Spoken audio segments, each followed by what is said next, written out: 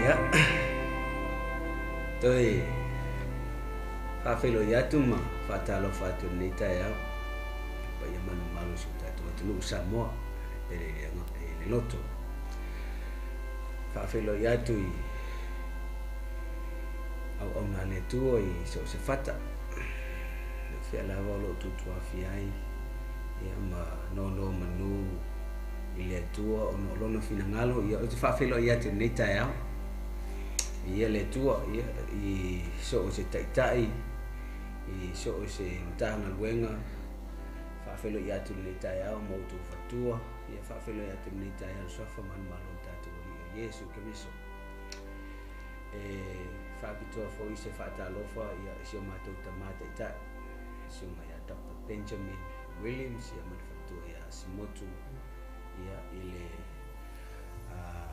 mtanga luenga ale Kape International Ministry pole ia ine New Zealand ia fafelo ia tu I no fo ato ia ina fia moto fatua ia mese fo ia ona le tu moto fatua fafelo ia tu nei vai ngota ia mese fo ia ole fa ole Kape International Ministry sunga Dr. Mangeo ia mese fatua ia palepa fafelo ia tu nei ia so fo Yesu sunga le fa fatua wao Dr. Seunga mo mese le fatua ia fa la fafelo ia tu so fo Yesu nei ia so se taitai the Assemblies of God, Full Gospel, the Love to Know, Fair Lava, Worship Center, or Fair Lava, Sematata, or Fair Sentang Alvema, or Penana TAITAIGA, Fafelo Yatu Neta Yao Samoa, Fafelo Yatu Aunale to a so sefata, Fafelo Yatu Neta Yao,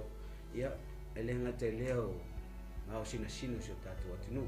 Lawa maunga tele se PAIA maunga iti ia ote fata lofa ma fa felo ia tu neta sofa malo tatu Yesu Kristo ile fa ngalo ina neta yao se fata lofa fa felo I fo ile fa tono le tatu TV ale sunga ya Mike Beretta ia MSL fatua mano foalo fa felo ia tu neta yao sofa malo Yesu Kristo MSL foi ia le uso auna ia por so tau foi o lo apena nga lue tatu TV neta ia o te fa felo ia tu so fu Yesu ia le li ia hallelujah praise the Lord si ia o ngalo se fa talo fa ia in the name of Jesus greeting to you all hallelujah am nato leola ta oi ta tele yo ile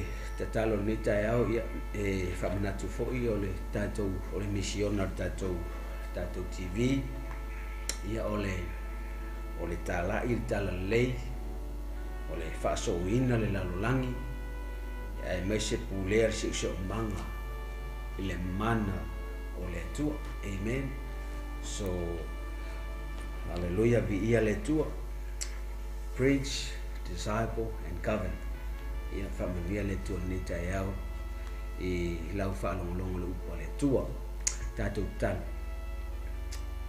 le tolo matou tama ia te oile vinga ia te oile fa manu ia te oile fa nitang ole a matalia le tua le matou por kalame neta yao fa soi la upo talo ia te oi ia tatu ngalu fa tasi neta yao ina ia whaonga lo ni tangata whai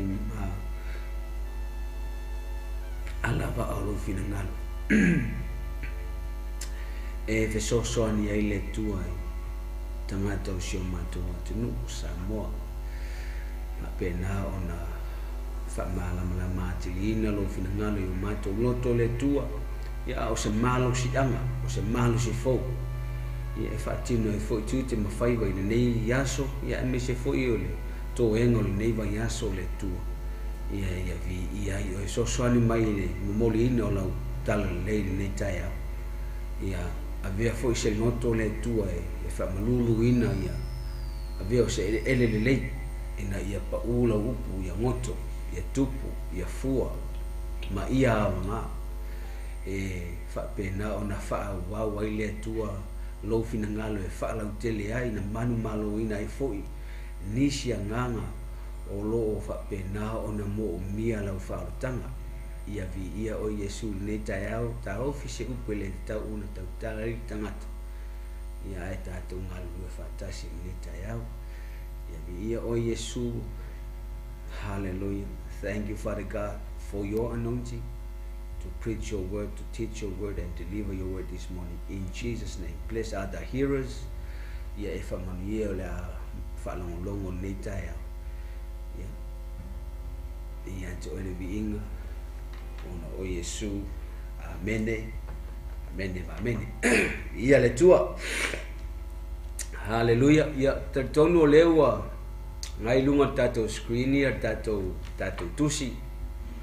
Roma valu ia fai upa sumar fa se fangata mai sumo leono o tato por kalame o le FAASOOINA ia a ole tato autu li nei tae ia me ta o le spirit led ia po le TAITAIGA ale nganga PAIA ia vaenga mamua ia ole o so ni atu nei tae ia tato fu ole ale umi au mai mai le nganga o le tua so ni atu foi anga I le TAITAIGA le nganga PAIA po le ngaluenga le nganga PAIA ia o e fai lava le me fina ngalo ai le tua ia vi ia le li amen o tato autula na neta ia alela o fai tauina tato tus lo mai valu fai posuma fa se fa ngata mai fai posuma leono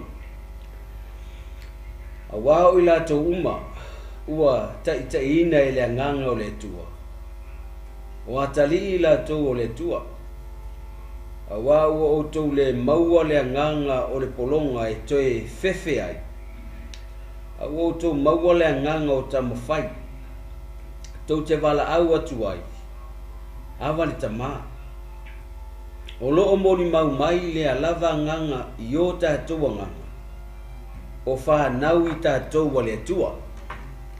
Praise the Lord. In the English version says, for those who are led by the Spirit of God are the children of God. The Spirit you receive does not make you slaves so that you live in fear again. Rather, the Spirit you receive brought about your adoption to sonship, and by Him we cry, Abba, Father. The Spirit Himself testifies with our spirit that we are God's children. Praise the Lord. Hallelujah. O te fie tale noi ngaluenga le ngang PAIA.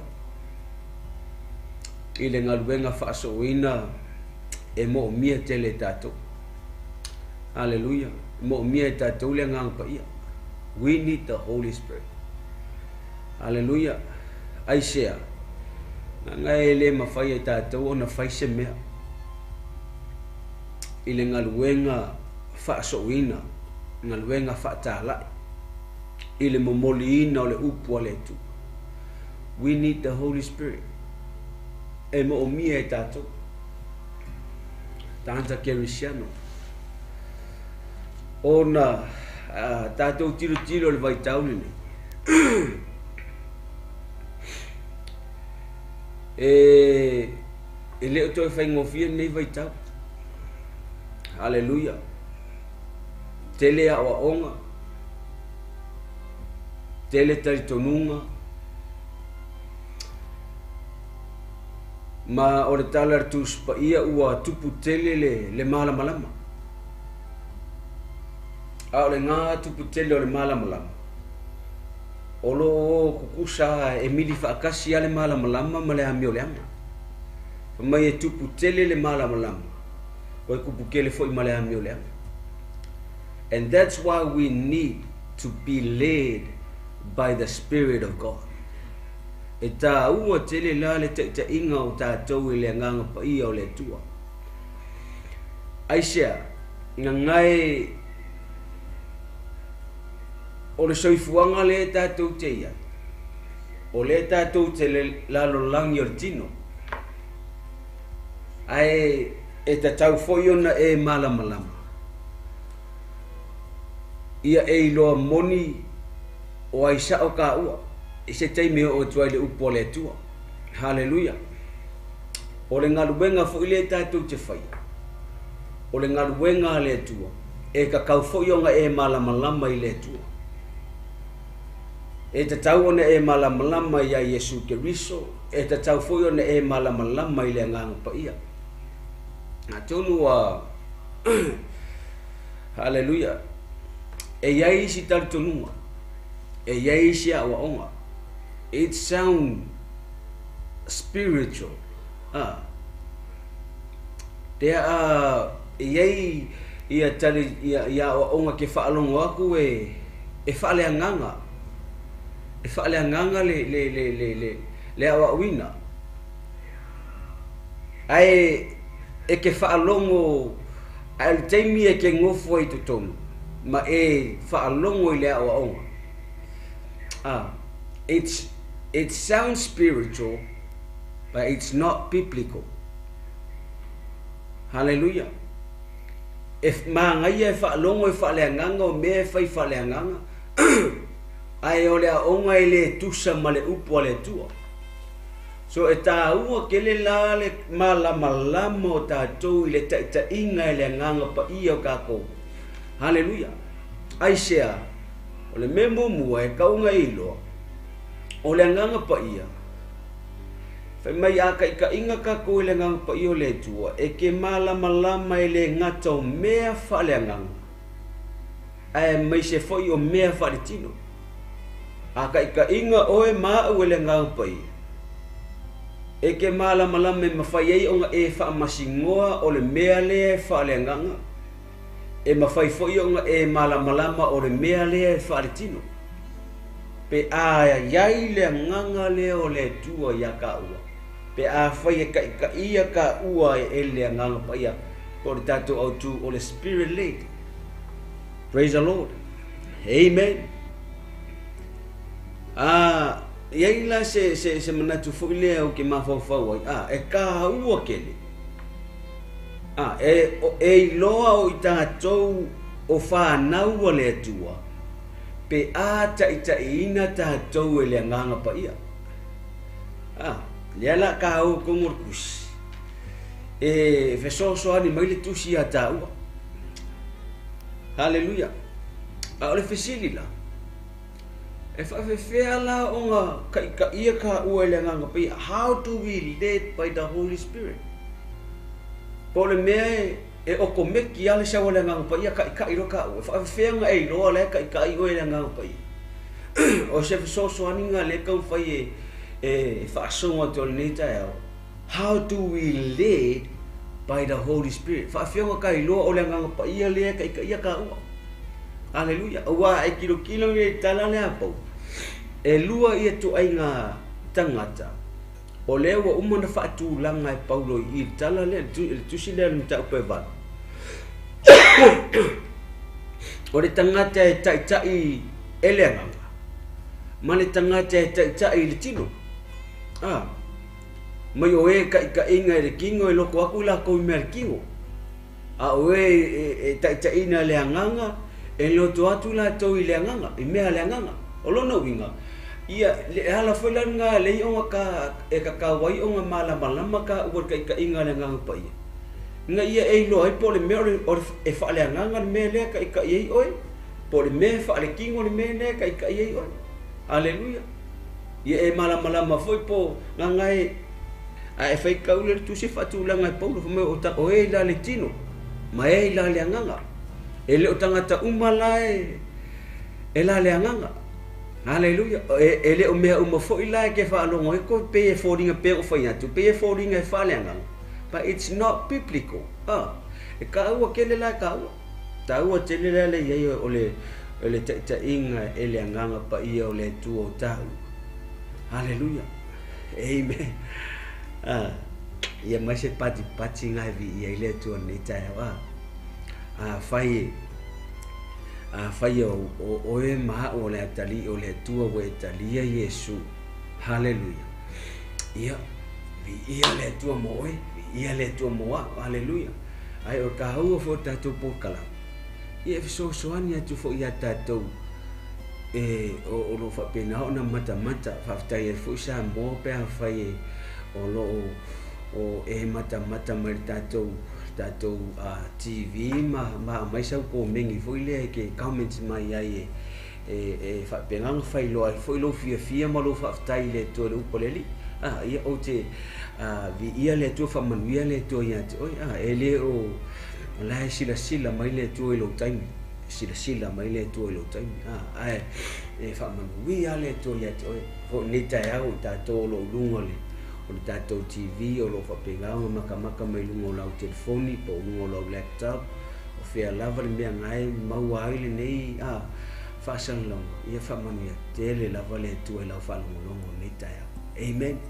Ai ole sosoani fo i o le finangalo le tua mo tatou whai aleluia ia kama whai e waku le whaitau le sosoani mo tatou fo i lea e kei whapeu whapiko se tala ai ia manino e foinga le I lau whaafonga. Hallelujah. Praise the Lord. Hallelujah. Whai le whai upa sumatasi. Le la apa maka whai kama whai upa sifun mai. Ai whai ua tu tonu ia teo tau. Hallelujah. Whai ai whai ua tu tonu ia teo tau ke riso. Ua oti ai le tino ona o lea onga o lea sala. Ua ola lea nganga ona o lea miutonu. Ai whai whai upa sumatasi. Ai whai e nofo I to tonu ia teo tau lea nganga. O lena toi whaatu mai ia ke riso na ye woti. E whaola mai foi o tau tino nga vale. E lena toi whaatu mai ke riso na ye woti. O lona nganga lea o lo nofo I tonu ia teo tau. Hallelujah. Praise the Lord. Amen. Hallelujah. Praise the Lord. I'm just going to read from the verse 10. But if Christ is in you, then even though your body is subject to death because of sin, the Spirit gives life because of right. And if the Spirit of Him who raised Jesus from the dead is living in He who raised Christ from the dead will also give life to your mortal bodies because of His Spirit who lives in you. Hallelujah. Praise the Lord. Hallelujah.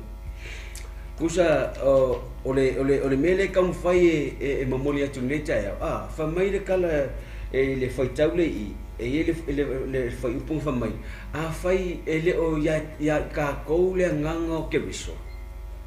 Hallelujah. Fai ele o nofo ya ta taule nganga ke riso. Ele fai le mona so elonowinga it's not belong to us. You not belong to Him. That's what the Bible says. Fai ele o ngofo le nganga ke riso to tonu ia te oi. And you also o lo fa makala mai kuspaia. You not belong to Jesus Christ. Hallelujah. Onga pe yo ngofo ia tu o lo fa tu langa e Paulo. O e ila le kingo mai la le nganga. E ka uala pe ngo uso so atu le tia fai. O lo e whaalongolongo mai le neita e au. Ai le ikalia e oe le anganga lea. Le anganga o le anganga ke riso. Pele avea Yesu mahali I ma whaaola I lowola. Hallelujah. Ele o aula le whai aku tai ale ne. Ele whaapera o whaku. Wa whaapiko la le atua. Hallelujah. Hallelujah. Wa whaapiko la le atua. Le ai. Pea mo whai atu. O Yesu. Nga au mai e le tua mo le lano langi uma. Na maliu ke riso na au mai e Yesu, le tua Yesu. Ina ia maliu mo tātou umalama. O le ala ni mea e kakau nga whai e kakau. E kakau nga kakau kalia le tala le leilea. Pe ole winga nga ole tala leia o the gospel. O lea, o lo tala noa ilea. Ile maliu, o le tanunia ma le toitu. O le tala leila lea le mo moli mai le au apostol. Le ho ofo I taimil nei. O lo kalangoa kuspa ia. o le kuspa ia la, o le fa ingoa ole the Holy Bible or the good news. O lo au mai ei o le tala, ele o se tala fa no le maliwo Yesu. Ai sea, onga o le maliwo Yesu, o leo ka koilo, ele ngaka nga maliwo, ai nga toi soifoma, toi tu manu malo mai, e mo oi, e mo ha. O le soso watu la le tai ane, a fai e kele kalia le tala le leile. Meaning about, if you don't accept Jesus as your personal savior in your life, hallelujah, e ka kau o ngā whai sau whiriwhiringa. E ta tau ona e talia lea nganga lea. Ngā whamaile ka la paulo i. O se le o ia te ia lea nganga ke riso. E le whai lea mona. E le o ko meki la le hallelujah. O ngā peo whea ko whaakulanga le paulo i le tangata whaale tino ma le tangata whaale nganga. Amerikala kuspai o e ila le tino, tala pau mai o e ila le tino. E loto atu la to I mea le tino. O e ila le anganga, e loto atu I mea le anganga. So e lua la tu inga tangata ia au e whaamatala mai e paulo I. E ke kilo o fea le vaenga le ke iai. Po e iai I le tu wha le anganga. Po e iai I le tu wha le tino. O e o lo whapenganga loto atu mea le tino. E iai fo ila le talanga le. Whamai o e loto atu mea le tino. E le fia iai le kua. Hallelujah.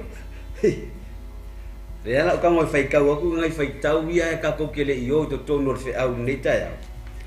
Ke e whapea o ngi kala ha. Whai tau lela whai tau whale ia tua. Amaka mele le whai upo lima Wa o e ila le tino, e loto atu ila tau I mea le tino. O e ila le anganga, e loto atu I mea le anganga, I lua tangata. Kangaka I le tino ma tangata I le anganga. Wa o le loto I le tino, o le oti lea. O le loto ila le anganga. O le ola lea manuia. Hallelujah, fai upe fitu. E loko I le kingo, e loko I mea le kingo. Hallelujah, a e ola whaare kingo, o lona taunu unga, o le oki. O le ale winga tala paulo, sausoangi aku kama I whasiwaenga lea. O le ale winga tala paulo le oki. O lona winga tala lea paulo, o ka koue o e loto I mea le tino, e ngā kai ngei le kingo. E le aise wha moe I le whaavavau, e oki. Longo winga, e le, e ngā kai le kingo ngei mea ie, e loko I ka ngaka, e le whaale tino. Longinga ngā tala o paulo o le oti, o le loko I la le kingo, ma mea le kingo, mea ie e fia I kakou, o lona taunu unga. E oki, e le aiso ngā. Praise the Lord. E le tu mau, e le whaavavau. Hallelujah. Praise the Lord. Whai upo e fitu, o mai o le loto I mea le nganga, e le ngaka o le ola. E koe manguia, o le esenga na. O le loko I le kingo, o le result, o le oki. O le tangata e loto I mea a le nganga. Whai maila tala paulo le whaipunga e ongo, e le ngaka o le ola. Ai koe manguia. Mangai alongo winga, o le ola, ngā le oki I, hallelujah, ai sau I le nganga, e le ngaka e ola. Ai koe whaopopo I manguia. Praise the Lord. Kaurenti la ma e kilo, sorry, e polo fiki kele la mea whaale nganga. Hallelujah. E le ngaka I ke ola, ai koe maua foi mamanguia. Whamailor whai upo e fitu. A wā o le loto I la le tino, o le ita lea I lea tua. Amen. Pea ngofa yaku. A wā o le loto I la le tino, o le ita lea I lea tua. A wā e le usi usta I le tula fono a lea tua. E le mawhai fo I ai. Amen. O le la ka hawaku ka sama de vari kongole. Le ta tala neta, pole tala neta, pole autu. Spirit le. Fai maile kala paulo ile fai upule fitu. O e loko I mea le king. O le loko I mea le king. O le ika lea ile atua. Awa ele, hallelujah. Praise the Lord. Amen. Ngai e mangakula wa fa apiko tala ule faia. Ia oi. Ai le ai. Ole fa peritania esele le mai. Hallelujah. My the mind governed by the flesh is hostile to God. It does not submit to God's law, nor can it do so. So se kangakala e whaarikingo, e mawhau mea whaarikingo. Hallelujah. Amen. E le kai onga submit pe ngā wai I mea whaaleanganga. Me ngā e kilo tu se kaltia whamerikala kus paia. E wheke ngai. E wheke ngai ia le tino maleanganga. Mai o le mele le kakau ai koua. Ko whaia me ko ke loko esia. E iai le wheke ngai nga. E le kai onga whealo whani mea ia lua. O le wha le tino ma le whaaleanganga. E le kai whealo whangi. La foi la le onga ofso soangia pianti o le neitai. Nge e whaapea I foi lo loto. Le ai wa whaapiko kele la le ai. Amen. O le kala le on tala a Paulo. E nga inspired by the Holy Spirit. Hallelujah. E le fia so se tangata e whaale kingo. E le fia I le tua. E whaale kingo la. Ma e whaia mea whaale kingo ma e fia e ke loko aku I mea o le kingo le. Ke loko kalango aku le kingo le. O ke loko kalango aku le kingo le. Amen. Hallelujah. Nge e whaapewa le anga lo kingo ngolongo winga le se anga ka ko kingo. No, e se kai me kalangoa I na vaenga. Hallelujah. But it's talking about the flesh, but no, e le kalangoa I le kingo le ngofo le kakoa. Le abatu ese so ni lita ya. Amen. Hallelujah. Ai ole winga ngatala. So se kangakala e fia I mea o le lalo langi le nei. It's talking about things around this that surrounding lo sio mama. Leva ai kwa yo maka mako singa kwa ilo loko e ngangau kwa ilo loto e alu ya ilo mafofau. O mea la ngale tino. A famela kala kuspa so se kangakala e loko I mea ia. E le kai onga sa mit I le fina ngalo le tua. Ma ele mafai fo I ai. Hallelujah. Hallelujah. Le ala le onga kahua ke le yatato. Olo ia e malama me ka o le spirit led. TAITAIGA ele anganga o le tua. E pe onga faya. O kele awa onga. Kele awa onga. A e malama e ke loe. Once ke luanga lulu e whakasi malanganga pa ia. E ke malama le. E ke iloa le awa onga o lo fa penga onga tusa marfina ngalo le e ke le fa masingola e kaua ai ke le fa pela o fa yakulonga no le fa mai e se sena me nga e se sele awa onga no e ke fa masingo e oi la onga kaua le nga pa ia o le ku ya kaua nga it's for you for your own sake. Hallelujah. E mo wa ina ia fa penga onga e ta ofi aua ne suia lo tali tonunga ma lo iloa o le atua lea e ke au ngai. Praise the Lord. Hallelujah.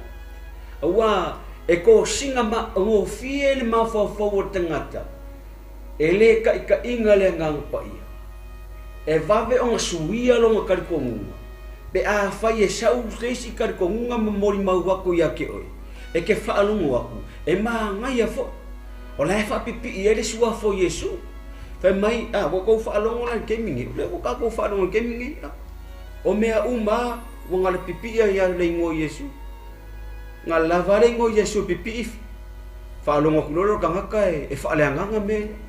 Hallelujah. But karofa ole the truth inside that environment. Hallelujah. It's not biblical.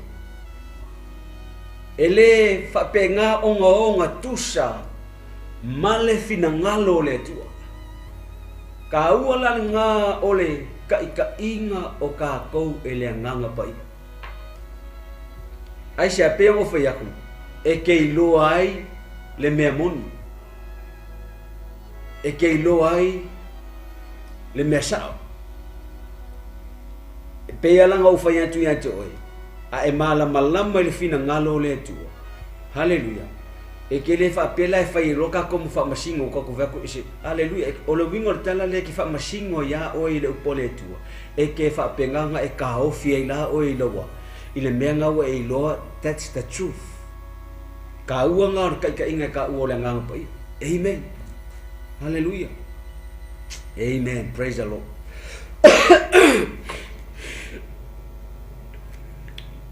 Aule fesilila le kam faye e so ngia to lia to lita pengo fe aku.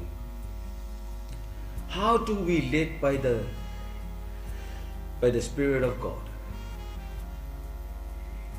If I fela o maka ia ka uela ngang pai.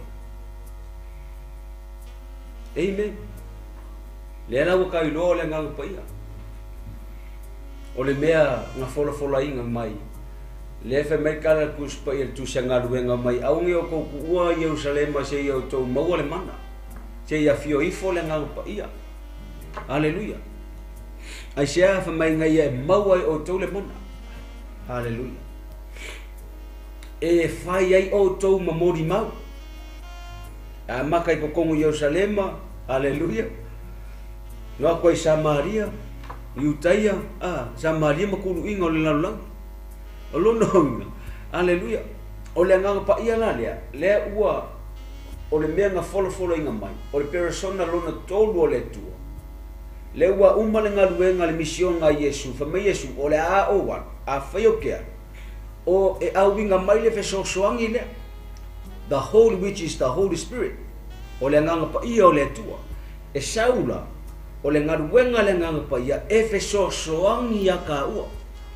a o ka ko yai le dispensation o le ile kaimi o le ekalesia so we are in the church time o le ka ko ke le vai kaimi o le ekalesia o le foi ka ko ki kala ngo o lo ye ka ko o lo ye ka ko I kaimi amuli kaimi muli na ye ta le ye ka ko haleluya o le foi la ka ko kilo kaimi amuli e kala ngor kuspaia ua yai mea ua whaailoilo mai mo yai mea ua tutupu yai mea lewa ka ko va aya kuai e wha maongia ai haleluya e le o koe mamao le taimi lea ale ekalesia ai umalola kai ma le ekalesia ile vai nga mai taimi mai lava fengenga kuai se ia o le fengenga fo e umalola le vai kai mi le ekalesia o le ala yai male le events le soa e umolo le ekalesia so o le martatonunga le ka ko o si tianga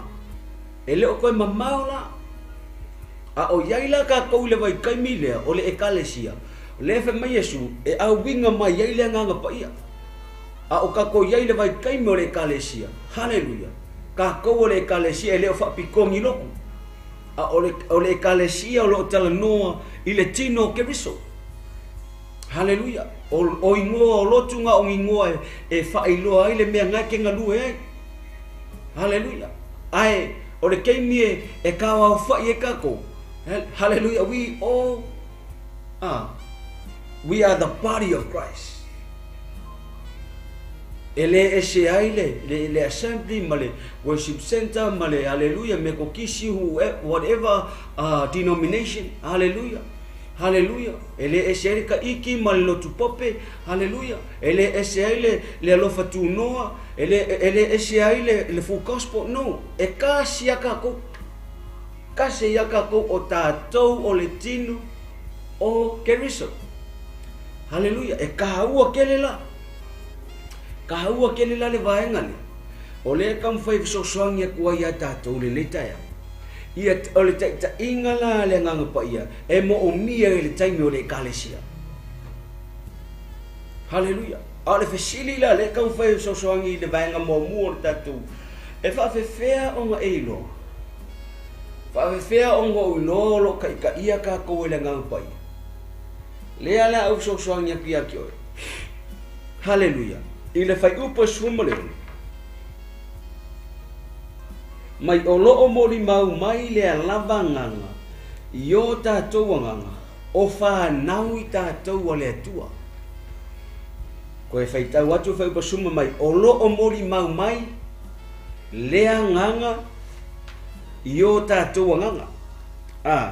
The Spirit Himself. It's talking about the Holy Spirit. So I put that kilo ay ora sala po nga in Fapertania. So the Holy Spirit Himself testifies with our spirit. Fai mai e moni mau mai le nganga pa ia io tātou anganga. O le fesili la le kam fai so soangia ku nika ya. E fa pe feon ka ko lo kai ka inga ka ko ele nganga pa ia. Hallelujah. O le fesoso ani mua. Ia e loa who you really are.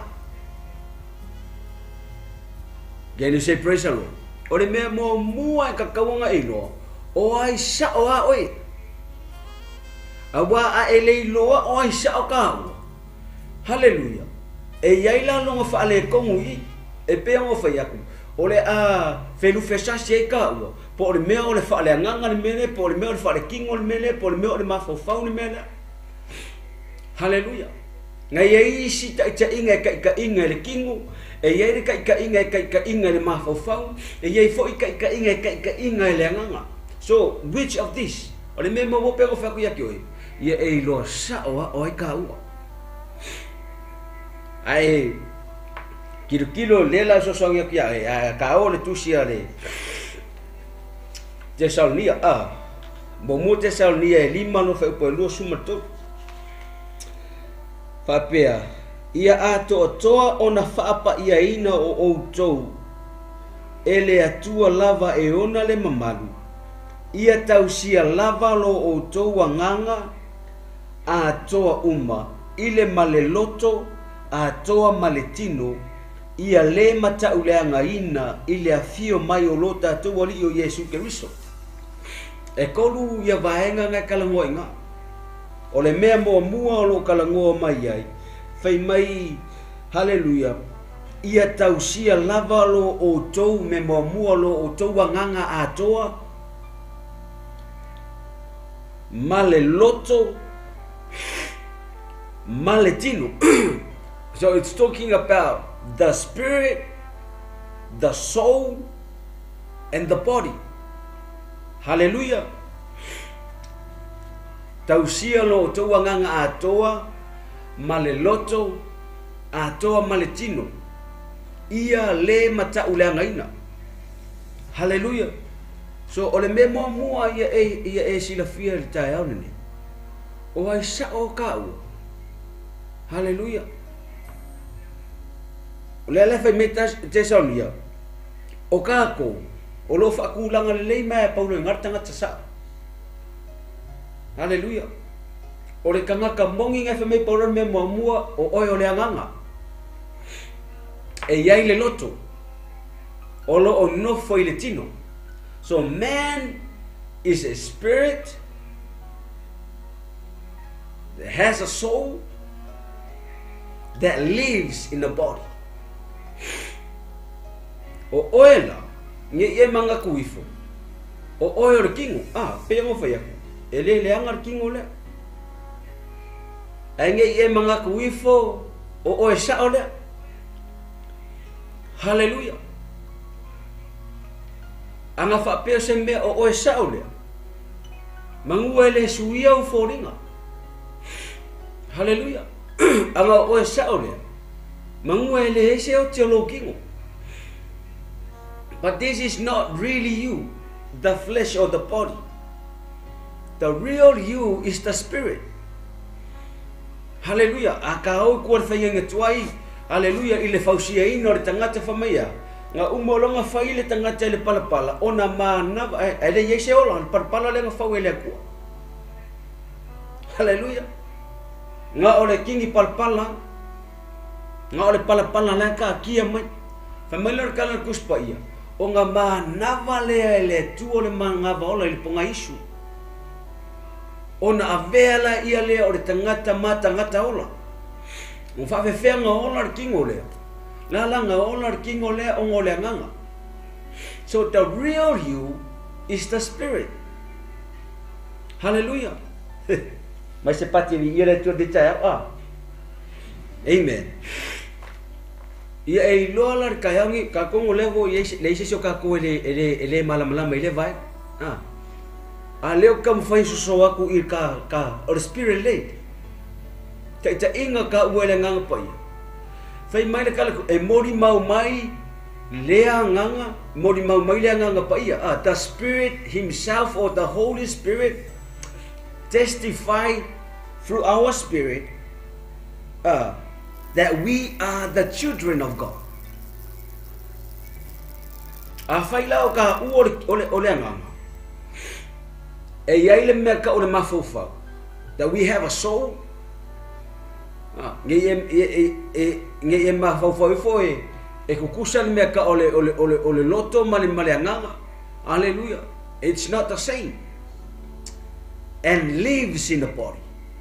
Ole kanga kasaola o ka uala ole anganga. E ia le mea ka ole mafaufa. Hallelujah. Le ia le 5 century tangata male mind. O ile yaile me ka le 5 century tangata o le loko lea o lo ngofo ile kingo lea la langa mingo ile kingo lea ka ua ongo lea nanga e alu ese lo lea nanga ko fo il kingo lea il parpala me sa me la o le kam fai so so nya pia tio e mala le lei o ai oi onga kam fai lo la ia le e fa fea la onga e kongeki mai le nganga pa ia pe ka inga ka ue le nganga pa ia le alanga le kam faiso soang ya ku le vaenga i o tangata o ka uala ele o ka uo se kingo. So this is not truly who ya o le kingo le fai malkala kuspa ia uana o se fale ya pitanga o le fale le o le ya pie ka ua e pe ia o le fale le ngo foi ka ua fai o ngake ngake ngofo se fale. Hallelujah. Nga o se fale e fa penganga e malu le ai le fale ngai ke le malu. Hallelujah. E ka u le fale o ngol fale le ke ngofo e fa malu ai e mafaienga e moe fainga ku se moenga mafaienga mai se moli. Hallelujah. Mai se lau ai ku ai ko ngol fale le o nga e susu ko le lau sunga ma fa penga o fa kingo umo me i ko ngol fale e se fe mai ai o male la marki mu. So ka ua ia la fale e fa penga fo ina le kingo le e esere ka ua le kingo le i le nganga. Hallelujah. Awa o lela e sau le nganga sau e fa nga le nganga kingo o mea malala manga o le nganga e manga o mia le nganga le kingo le ai le o mo i le. Can you say praise the Lord? Ele o ka ua mo i le ua nga o se fale ya pitanga o lo o wapi ai le nganga pa i le nganga le ka ua e ngofo ko kong e fa akingo ai nga luwenga o lo manga o mia le nganga nga o mai le tua i le lanolangi e fa penga nga failanga nga luwenga awa o le lanolangi le ka o le lanolangi o kingo e le mafaila. It's not biblical pe fai ka ki kilo ako feo wa i fonga nga le lanolangi o kingo. Hallelujah. Kele kai kenga wa ya ku la feo i fonga nga au le lanolangi o kingo le ka ko me nga le nga sausa ya sa kami onga ele mafai sa kangi onga ko ulu ya eva asia ngale ya ile tua ele mafai sa kangi ngalu.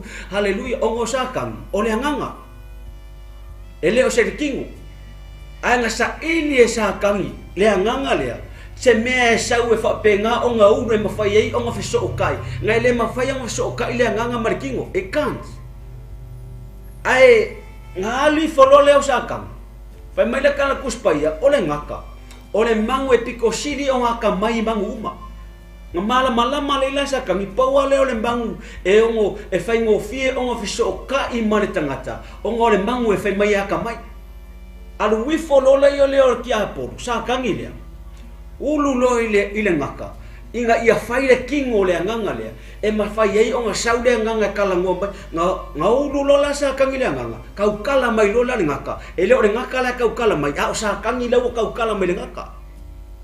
Can you say praise the Lord? Kau kala mai ua ma fai ai lo la onga feso o tai le ngata sa kangi ma le tangata o ngā malama lo o ngā langonga lola ia le tangata le leo le ki apo. O longo winga, ele make sense le sau o le anganga. Whelua i le lalolangi o kingo. O le ala foi la lea. O le atua, o le kala le kuspa ia. O ia, a e whaikau le kusa iangi, o ia o le anganga.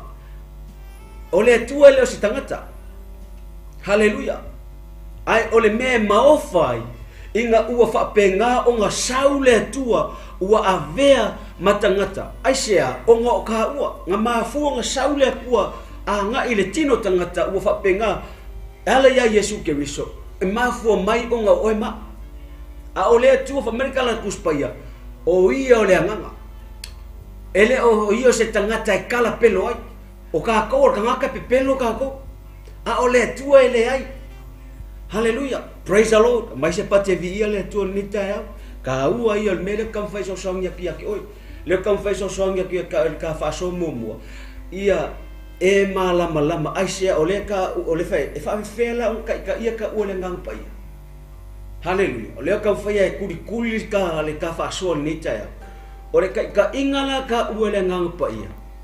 E mo o mia e le ngang pai ia le ngang ka ua. Pea o fai atu. E le mawhai o saule nganga pa ia kala ngoa mailo mawhauwhau. E le mawhai o saule akua kala ngoa mailo mawhauwhau. Kasi ele, hallelujah. E le mawhai saule akua kala ngoa mailo kingo. Ai, o le fia fiso o ka i mai le atua. A nga i le kangaka mongi lea. Le nga ia au mai le lalolangi. O le anganga. Pea o fai atu. O ka ua o le anganga. A oki la le kingo. Ele oki lo wanganga whamulmo. Sa mo ele oki ka ele oki le nganga. A oki le kingo ka ko e fo kingo par ale nganga ka weona. Le ala por kala fo kuspaia. A fa le kongula me fe ka o la langi. O nga lua kula ka ua. E lua ia fa vau le kua ko le soifuanga le la langi. Le la langi la le va ai ka ko makaya. Le ngo fi fa so ku ya ke o le la langi le o le la langi o nganga. O le taua foi le kako ki kaua. E kako ke le kau wharekingo. Kala kuspaia. O le taua whale nganga. Kako ke le o tau matangata. A o li sili mawhai pule mari o poliulo nei langi. A tō nganga le anga i meo le langi tusi e feso yono. Hallelujah. O longo winga. E le whale kingo le kako kaua. Pea e ringo lau tale le whai aksosoangia. Ia e malama sa oa. Who we are. Who we truly are. So afai ke lola o oela leanga. We have to spend more time on our spiritual side. Hallelujah. Sa ola le mele. Hallelujah. E isi ka fai mai se wa ova kele fia ku. O ova kele fia pa ia. Ale ku so songia ku ya ki or kayangi. We have to. Famerika la kuspa ia pa ia o ko wala o ka mai e pa ia o ia o le atua le nganga o le akua le ka ko ke o ngai o le akua pa ia e famerika la kuspa ia e ka kau o nga pa ia ka ko. Hallelujah. Ai si ka ka fameso ko afia pa ia. Amen. Alo kam fai so songia pia ke oi. Hallelujah. A o ka ko ia le lalo langi ngai o le lalo langi o tino. A ia e lo o o le nganga. E ka kaula onga. Onga whai e ka kou ia. We have to spend more time on our real being. Pore tangata sa oa. A whai lau ka ua le nganga. So, o mea ka kaula nga whai e ka ua. E ka kaula nga whai le nganga. Praise the Lord. A whai o le kua le nganga. O ka ua le nganga. O le ala me le ka e fe so ka i mai la le ku ele so ka i mai lo kingu ai fe so ka i mai le ngang o longo winga e ka ua kele la me ngal fe metala tu singa yoang e fa mai o le tua kala ngoa finga le Yesu mar finga lunga vai a fa mai la ir tala Yesu fa mai o le tua o le nganga la vai kwa fa mangingo mai ai le Yesu il mele. Hallelujah. O le tua o le nganga la vai o e kapua yaku le tua e ka kau o nga kapua yatu i le nganga ele o fai mai kapua yaku lo mafofau ele o fai mai kapua yaku lo kingo me langa e fai yaku a fa le nganga ka ke lo le ya me fa kingo Mea lenga fe me kala tanga tsori o maka fare king o mea kamala. La sian me wa e fe ya ko fare king. Awa fo yo lenga ngane ko kongo e mori mau e role le yo me fare king o le fa. Hallelujah. Ele ma fai nga fai mai fare king o le mela. Pe a fai le ya ki o le nganga. Ai a fai le ya ka o le nganga le. E kasi ala ki kiso le makwa manga ya siva la wari kama break dance fo ngar ka vidi punga ilunga ele lenga. Hallelujah. Ai e va ye o yai me ale o mai ko kongo o nga luenga le tua. Hallelujah. Ka ko ki kilo aku fa mai o siva fa le nganga. O mea fa le nganga. Hallelujah. Se o la siva mo le tua. Amen. O la ka mo le tua ka ko ki o le ka ko ki kilo. So ole a faila ya ka wala nga pa io le tu. E ke ilo le ya me o la faile vi ingo nga. E ke ilo le ya me la fa ki ngolo fai. Le la finga le fa me so. E ke ando ke fa lo mo tala le kwa fa ki ngo me la wari ila. Kwa fa ki ngo ai se ale me o e fa ye le nga sa no nga fa penga. Samo e mafu mai o le nga le fa masingo le nga pa ye me.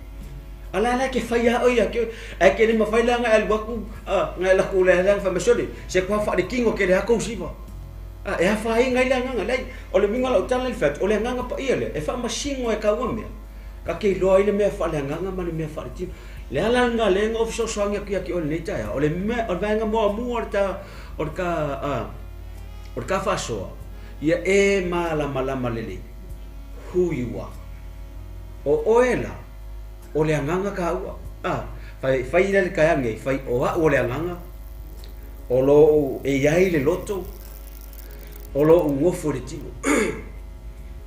Hallelujah. O lo no winge ka ua ke le ave se pate vi ia le to le tai o me umala ka ka ka fai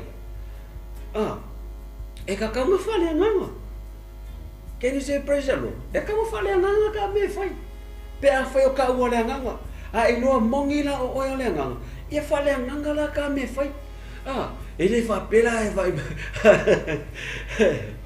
ele fa pela o vai mega un sore makua e Allah ku vinga le makua e wa e holy se un e peka o farasei o vinga le e sa va vari mai e makua fa malu mai no hallelujah au ngi fa mai ngai ke wale o ka o le lang fa mai kala Yesu ale sidi aku ko wa mi or pe ola ku si upu mala farseo le ma si se o ko sa o malo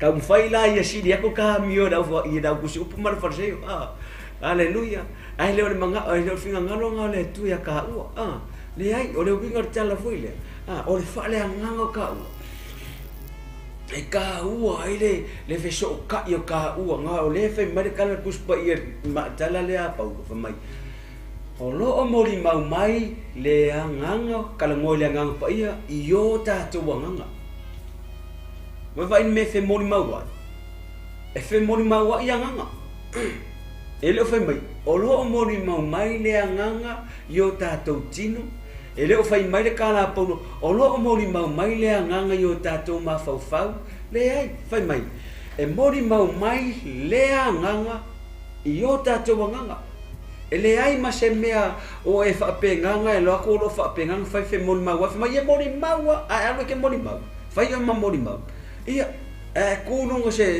fa venga le pia witness foi ngale ia ngala ku le fa ko fa masingo ia o lo yang lisi mori mau o lo mori mau mai le nganga le le e ka kawa nga se mori mau fa kingo e le ka ngala fa mai o lo yang lisi mori mau a fa me fa masingo fair mai o le nganga fair le i ale de kingo nei e mori mau i le kingo mori mau le si tanga tai lis kangaka haleluya e ke aru o e fa mori mau o lis tanga e mori mau mai leisi tino i leisi kingo pe ka mo fa basenga neda a le fe me kala paulo e mori mau mai le nganga le o le nganga o le tua o fela me mori mau mai le nganga o le tua pe witness fa peritania fa mai the Spirit himself testified e ka o kingo mai e le nganga lea fe me ka o kingo mai e ka o kingo mai le nganga lea yo ka nganga hallelujah longo winga o ka ua o le nganga so truly us or who we are truly are is the spirit. Hallelujah ka ua le o le nganga ye e lo la ka ni oh I'm the spirit.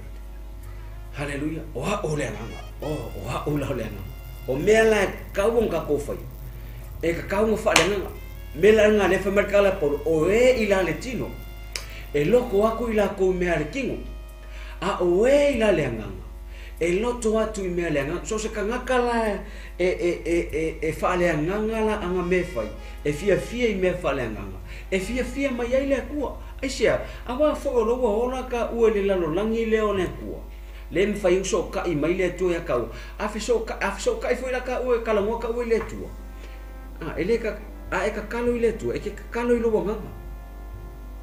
You have to connect your spirit to the Spirit of God. You can't connect your flesh to the Spirit of God. You can't connect your mind to the Spirit of God. Your spirit should connect to the Spirit of God. The Bible says the Spirit of God testify Himself with our spirit or through our spirit that we are the sons and daughters of God. O ka ua fufingi makali o le malo le tu. Hallelujah. Amen. Avelesta mga pativi ele tu le leta onga e lo ngi kaya. O oela o le nga. O le ka afso ka I mai la le ko ya ka. E so ka I mai lo nga nga. Yo ta wanga. O le me foi le lenga fai metal pe ngo fa ku kala yo. Aka kapua ila ile tu. Hallelujah. E ka kere kapua I fa de kingo. E hallelujah. O ngai whikenga ai ka kaunga ka pua I ka ua from our spirit. Hallelujah. Ai ka ua kelela. E ise va ise pe o fa ko de o le pa one or ka fa so ni ka ya o le ka ua. O le memo mo ka ia e lo mongi oi. Va nga mo mo nga ka fa so. Fa fe o so ta I ka ua le nga pa ia. Fa fe o ka ia ka ua le nga pa ia. E ka ia ka ua le nga pa ia. Pe a fai e ke loa o aisa o aoi. Spirit led, the Spirit of God testify through our spirit. Hallelujah. Longo winge ko ngeki mai le nganga le tuoi ka ua kelela. Hallelujah. Le sau le nganga pa ia ngofo ko kongo ka ua. Akalia le ka ua Yesu. Amen. Mea ngai vi ia le tu ono Yesu. Amen. Ua mafai ai o nga feso ta I ka ua male atu. Hallelujah. E halu lai le tua. E ke halu fa penganga e tatalo mai when you close your eyes. Hallelujah. E mo I ingi o kako maka fale kingo. E pupula yo kako maka fale anga. O maka fale kingo la ia. E leilo aku mea ale anganga. Mea ikua aku. But when you close your eyes. E pupula yo kako maka fale anganga. Ngai kana ngorku se efeso. Maina ia pupulo maka o ka koroko. E fai maka o ka koroko. Maka ia kukong maka fale nganga o spiritual eyes. A pupulo la mata fale nganga o ka. O nga ko ngeki mai leo ka o le atua ya ka. E kala ngo mai la le atua I luanga. And then e ke lola so se kai me ke adwa lumor ngo fari o le atua ke kani. Hallelujah. When you are spirit led, you know e ke loa le le e ke ai halu ka vale ke kala mo fa pe ka ko ele angalo ke loa o fa pe o fa ke de fa pe kon fa e ka o ku ya o ko ya lo yo langa le va ma le tu pa so se kai mi o ke lo ke kala ngoa o ya pe a fa nga wa lo ta vale I'll just talk a ke kala ngoa o le tu ale nga ko ke kala ngoa le tu pa you know ke ka kala ngana ale langi. Amen. Le ngana wo fa penganga fa me alo fo mai le tu ki kau kale so ka ia poilo tangata male tu. Hallelujah. Spirit led. Hallelujah. E kala ngoa la ile nganga le le tu ke lo e ke fa alo so se mele ke ro. E ke lo I lo fo la wesas. And you say, Father, I'm sorry. You don't need to kau walu se poku foi le e ke kau ko kuri e ma e kau fai fa pe ngale e ke kau ko kuri e fai sa fa ko ese le tu you know o le ke me ki se ya nga ke avela ka vale a we lo we se pe wa wa e pasi ma mori mumu haleluya al wa pasi ma mori mumu ke le fa pe da se o fa nga le fa ko ese angalo pasi a we lo nga we se fa and then you say I'm sorry father I'm sorry daddy hallelujah ole menga ka ole spirit led e ke loa o lo kai mi wo e mala lo so se kanga kala ka inga le ngole tua e nga lu fa kasi mala ngole tua e ka ule ka penga inga fonga pose ka penga ngo se fa apusa fonga le sa ka penga ngo sa o sa fa ko e se ngai le pu le you know your father, you know he is your daddy. Not only he is our God, but he is our daddy too.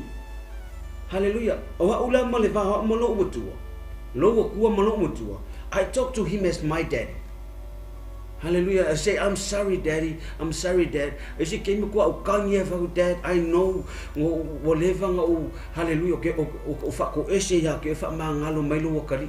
Fa mangalo mai so fa le ko o sasi ngi yaso. Fa mangalo mai le bo umaka fa penga fo nga se ngi yaso.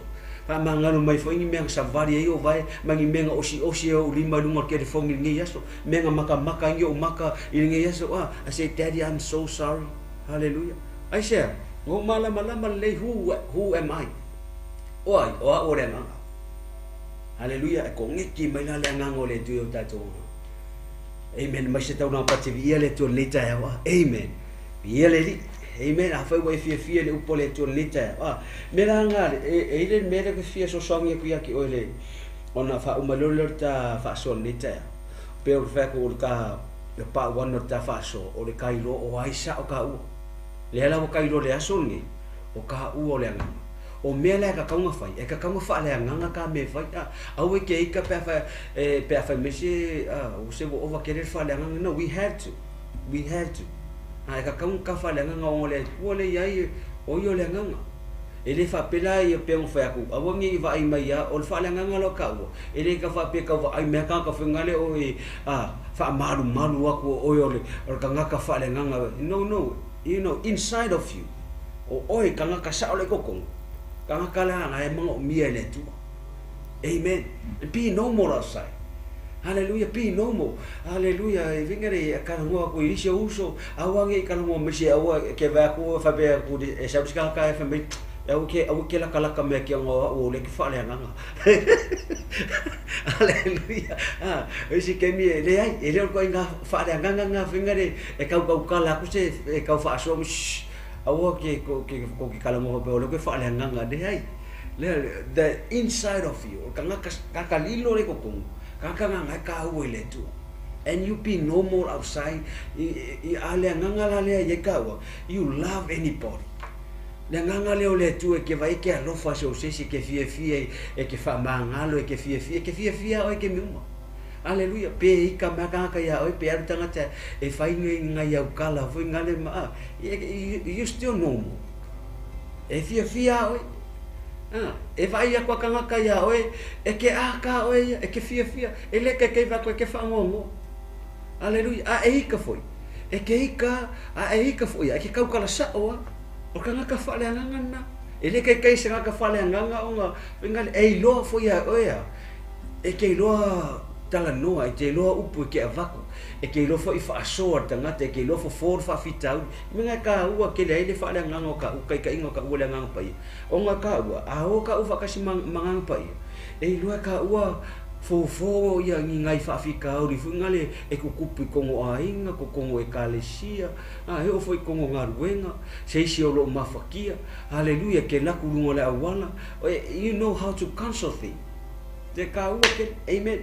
Alena vaku kaya le faitau le sumali mai awa o to le maua le nganga o le polonga ele fai mai la ele ko polonga le nganga le ka ko inga wakali ka ko yesu me le ko maua le ka ko nganga le nganga o polonga le winga kala paului o le polonga ile polonga tu la fono ele ko sai kia ka ko tu la fono mai ele o toe maua e o tau le nganga polonga sa ngofo e kako la lor kula fongo me uma e kako ke faia e sa wam par kula fongo haleluya kula fongo me uma kula fongo kilo kula fongo pa melor kanga Yesu inga o kalia Yesu kako Yesu me fa mai le fa momo mai ole ni ole ai se fa sala o ya ke viso Yesu ke me ke kalia Yesu ole ko fa sala la ka ole kula fongo le wa fa penganga fa sa loko me ka ole ile kula fongo fa mela fa upule lim suma lima awa o to le maua le nganga o polonga e ko e fefe e ka ko ha haleluya o to maua le nganga o tama fai le nganga la le kalangua nga ile nganga paia le nganga o tama fai e ave ka ko ma adoption ma sansi fengale o adopt e ka ko ave ka ko ma tama fai ua whapenga nga mai tātou te wala au atu ai hawarika ma ngai e yon melea ke rola oe inga uia kako le anganga o le anganga paia o le anganga lea ua whapenga nga o nga avea i kako ma whai masuli haleluya Dasa wa adopt ai kako sa le sa whapenga makaurio le kalangoa nga ile vao ka esa mai Israel kako na tanga tonu ese le wa adopt kako ave kako ma Israelu peyong Israelu mongi wa adopt o me finga le wa adopt kako po for adoption once adopt ai wa peya ya oi o se Israelu mongi adopt la ka ua ele tua ua avea i ka ua le ngaka o Yesu o le alo le tua ai ua avea i fo i ka ua makali o le tua ma fafinge o le tua ona o le nganga paia e ala ya Yesu ke biso le ala ua fai i fo i ka ua makali o le tua ua mafai ai o nga e whapea aku apa father winga avartama les you call him daddy ua mafai e nga e fai aku daddy I love you ai sa le mafai nga e fala au whapenga i le akua ai sia o nga ele ka ua o kali o le tua pa ai fa fe kai e Yesu le ale ave se ka ko paki mo Yesu vi ia le tua no Yesu ua mafai ai o nga adopt ka ua fai e so kanga ka ua fai mai le akua o se kai me ka ko ke ola i le nganga le ka ko ke kalia i le nganga ke wiso ua fai e ka ko ma kali ma fa fingo le tua ka ko ke vala au kwa i le tua apa father avartama o say love you daddy I love you father I love you Jesus I love you Lord wow praise the Lord ia vi ia le tua nita o le nganga pa ia le tua amen lava Yesu ko kuru ka marta pokala o le FAASOINA nita hallelujah o le wa mai la ngang pa ia fai ma mau fai lo ngai ngo ka le nganga le o le ko fa mau fai lo ngai oi ia e Lord ta yau ni o le nganga pa ia o le ko ma ko fa wa step o this is our seal wa step la ka wa so se ke me la ka ke kali ya ile nganga pa ia wa ka ngo le ko wa step me that's one of my son that's one of my daughter. I say, boy, no, make a woman for longa. Hallelujah. We go by Kenny and Nusila. Hallelujah. We don't want fear. Can I have Kenny Pipi? Yes, say, must makwa moko. Pias Guro for ya say, fight long of finger ole mile. Ye pose fight long of se moko. Que long fear, bang black power, male mango mop. I say, I'm fight longer. The seal. Hallelujah.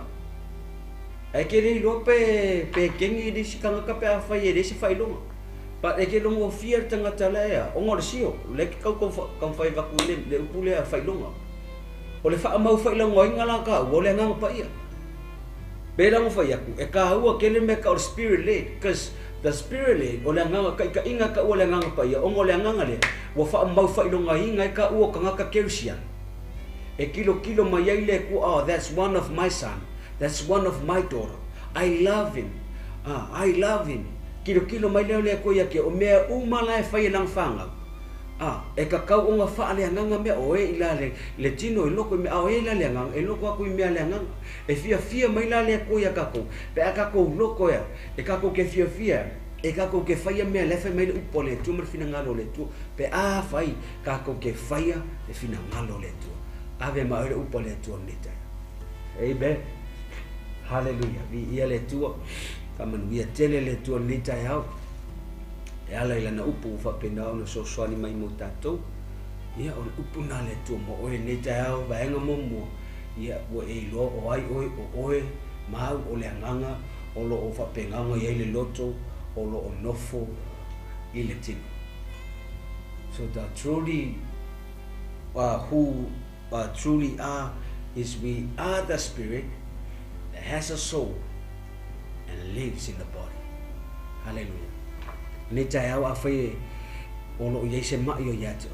ta u yo le ngang pai me kala paulo tu se ngal me au ni o to tu o yo se ma se ya fi fo le ngang pai ya ni na ya o to mo le mana ko ke o fai o ko mo ma o le mana le wa mai le tu me ka ko ke ma fai e me kala kus pai o le the same power that God raised Jesus from the dead that same power that God gave it to us hallelujah o le mana foi le fae atu ai o lima i lo uta to lunga tu sam le upale tu a fai o yeso se ma yo yatu na le fae e foi o lima ma e tar to nu ne ta ala o fai se tata lo le tu o tele lo ia ma yo lo fa pe na ona ma wai la fa na au fa pe na a fai o lan to mata mai la foi se te me mata mai ai le tua mo fa longo nei fa so a yese mai in the name of Jesus, ia malo lo le suafo Yesu Christ. Heal in the name of Jesus. My love, yo la to tu moi. Se ya ho ole lo fo lo fio na to ai. Hallelujah. Fa fitai le tu lo fa malo. Amen amen. A fa tele italia Yesu ne ya. Hallelujah. Me ke le fa kai me talo le. Amen. Ave mo te talo fa penga ya lo lu mo le tu. E kaule alu lu mal vala au foi le pe kilo fa au ke alu vala al nita a fa bo fa no na fa pe fo le li fa kai me te talo le wa fa lo mo le upu nita ona o fa mo la lo le lo lot na fa o le fa mai lo a fa ye le ya i ma tu le nganga o ke wiso e le fa le lon mona la la foi le o manatu neta ia avea o masetasi o tali o afi o te tali ai le nganga le o keviso e avea mafaola i lo loto ma lo nganga na ia o faola nai ia avea ia o masetasi o tali ma o afi i lo malo fa feta Yesu i lo mo o tarton i le neta o ha ulava o le tangata wa faolaina wa e fa mangalo yo fa leto amen amen after ita mal le tai o la upu ma to fa longo ma to fa so after ia nga pe lo so mai fa manuia i fa longo aso ma to wa tunu o sam and any whoever had the time to listen on the on watching on this channel, Father God, bless them in the name of Jesus. Bless them in the name of Jesus. Ya vi ia o tama. Amen amen. Ya Samoa o dato proclaiming na nita yao le FAASOOINA spirit led vaenga mo dato to e fei wai foi ile vayaso o lumana nei ila stovi same time in Jesus name. God bless. Amen and amen.